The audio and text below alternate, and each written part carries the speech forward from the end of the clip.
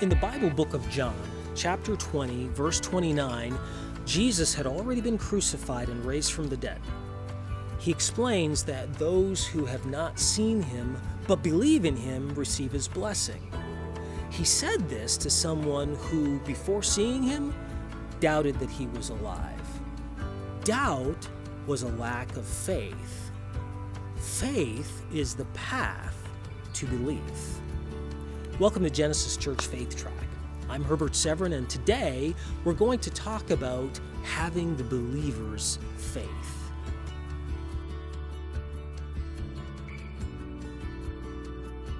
Lessons about faith start early in the Bible.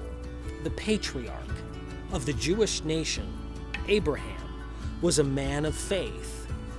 God promised that he would have a son, and from him a great nation would be born. The problem was that both he and his wife were old, well beyond the years of producing children.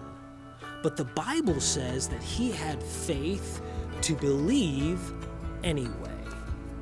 You chose to follow God, and you made that choice because you knew in your heart that God is real, and it was the right thing to do. It wasn't about something that you saw or something someone gave you. It was something that you knew with certainty without anything to back it up. Faith creates substance, or believing for things you can't physically see. So with faith, you can operate like the things that you expect have already come to reality. That is something a human being can't do. And that's the point of faith. Faith is relying on God to do what you cannot do.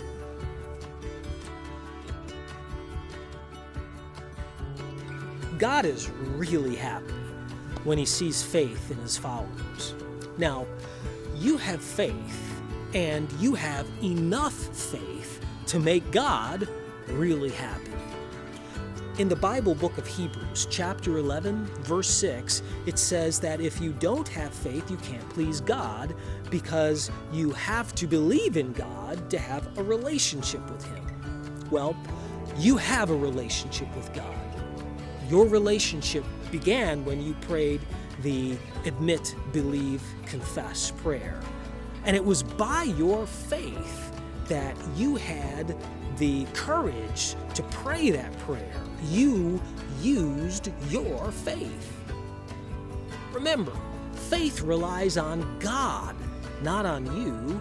So using your faith is bringing the needs in your life to God and believing that he will help you in a way that you can't do on your own. Is there a relationship that you're troubled with? Give it to God and believe that he will resolve it. Are you having a problem with your health? Give that problem or disease to God and believe that he'll heal you. What about a bad habit that you just can't seem to break? Turn it over to God and believe that the change you seek will actually take place in you because he did it, rather than you making it happen on your own. The end of that verse we discussed a moment ago ends with the encouragement that he rewards those who keep coming back to him.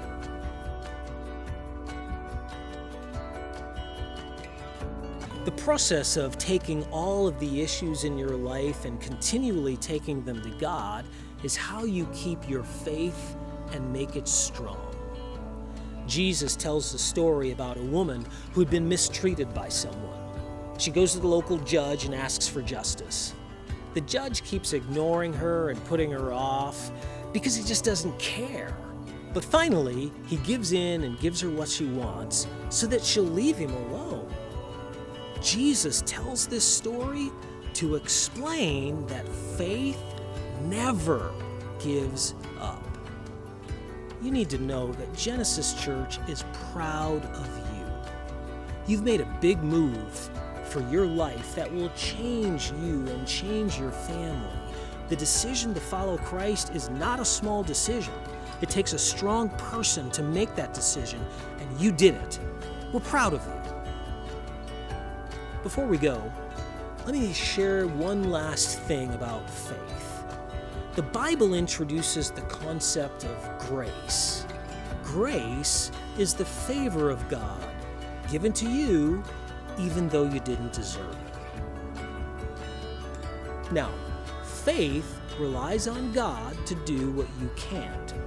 So what God will do in your life will be done in His time and in His way.